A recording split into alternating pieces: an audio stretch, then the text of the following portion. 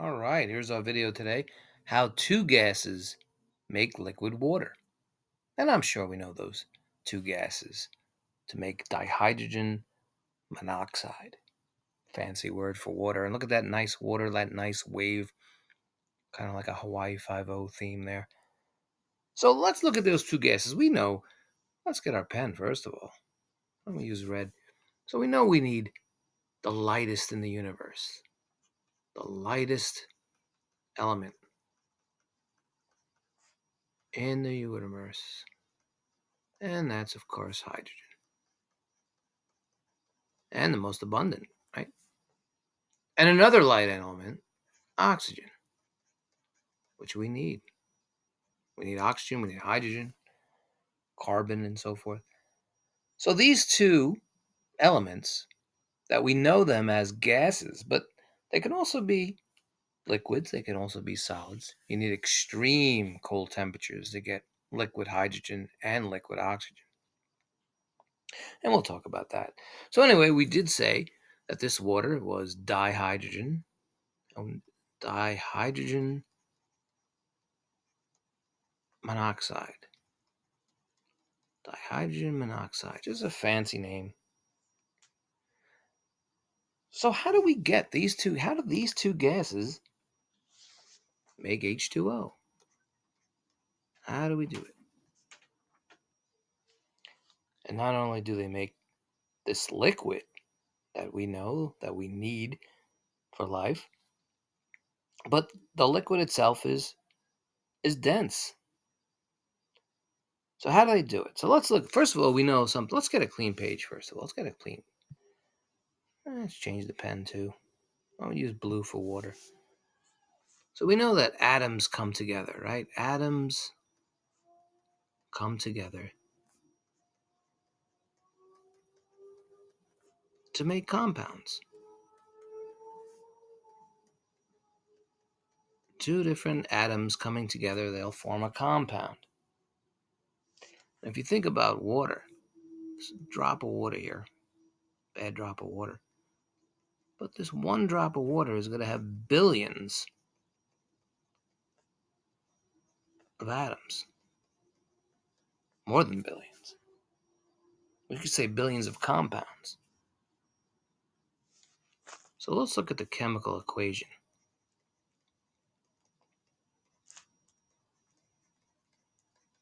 of water. Now, to get water, we need two H2s. That's two hydrogen molecules. Plus, we need an O2, and we breathe O2. So if you're wondering what the subscript is, and that's a 2 here. So we have H2. So here's a hydrogen atom, and there's another hydrogen atom. So together, these two hydrogen atoms right there make H2. But if you look at this subscript right here, this coefficient, this number right here, this 2, it means we need two of them. We need two of these molecules. So if we need two of them, you know we have four hydrogen atoms. Just count them. 1, 2, 3, 4. And two of them are together. So that's where we get that 2H2. And with the O2, it's two oxygen atoms combined. And we only need one of those. And again, like I said, we breathe O2. We don't just breathe in one oxygen, we breathe in O2. If you're wondering, O3, well, maybe you're not wondering, but O3 is ozone. Protects us from ultraviolet rays. So getting back to the formula, we have this yield symbol. And if you put two hydrogen molecules plus one oxygen molecule, you're going to get water. You're going to get a chemical equation of 2 H2O. Now, this 2 over here means that there's 2 oxygen. But over here, like we said before, there's 2 hydrogen molecules. So, and again, this symbol right here means yield. It yields. It's a little messy over there. Let's clean that up. What are we doing today? It yields. It means it brings forth.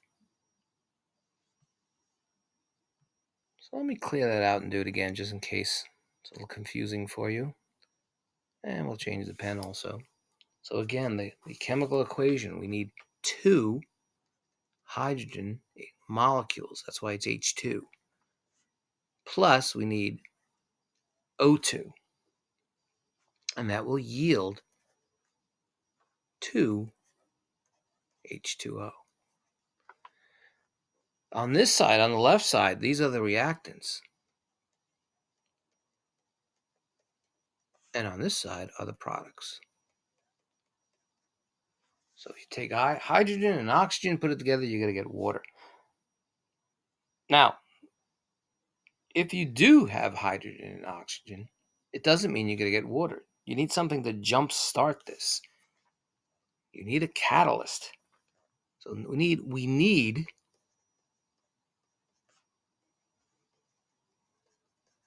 something to jumpstart this whole thing.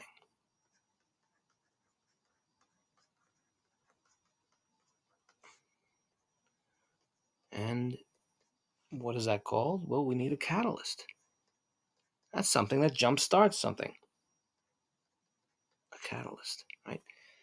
Just think of this. If you have pasta, right? You have some pasta and you put it in a pot of water, plus a pot of water. What's going to happen? Nothing's going to happen unless you have what? Heat. You got to boil the water. The heat is the catalyst. The heat is the thing that jumpstarts it. Well, it's the same with hydrogen and oxygen. We need heat. That's what we need. We need heat. And the heat are going to break the bonds of hydrogen and oxygen. You have to break those bonds. So basically, we can also say the heat we need energy. The energy for the pasta and water was your stove, right? You were getting energy from the stove in the form of heat, radiation. Well, we need the same with hydrogen and oxygen to break the bonds. So let's look at how that looks when we break these bonds. And by the way, here's another drawing of the chemical equation, just in case you got confused, right? There was 2 H2s, you see right here. And we use blue, right? So you can see that here is the molecules. Here is a hydrogen molecule. You notice we need 2 of them, which is a total of 4. So it's 2 H2, and this G means it's a gas. And you can see we need O2, just one of them, one molecule, and it's a gas. That's what a G is. And it will yield, remember that's the yield sign, it will yield 2 molecules, or we could say 2 compounds of water. And what do you think that L means? Liquid, right, you got it. So like we said, the catalyst is heat. We need this energy, and the energy is called an activation energy.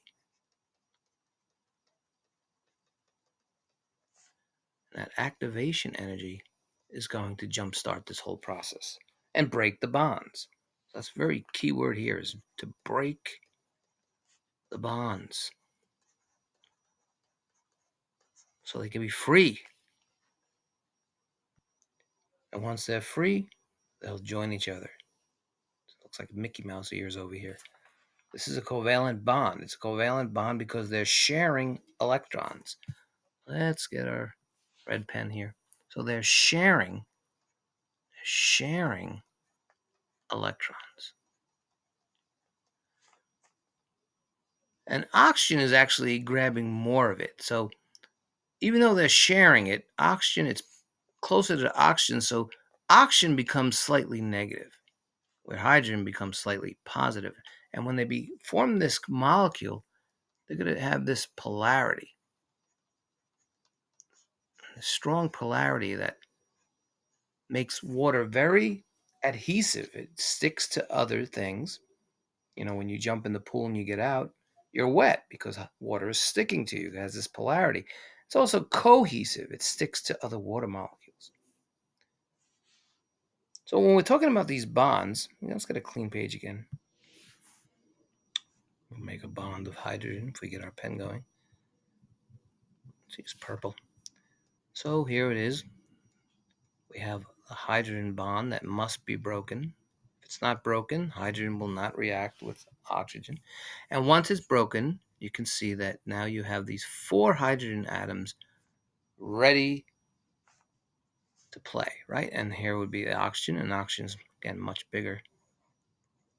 Break the oxygen bond, and we have R2. And of course, these two will meet up, and they'll form H2O. This kind of pattern you see here. H2O. 2 hydrogen, 1 oxygen. And you can see they're forming 2 of those molecules.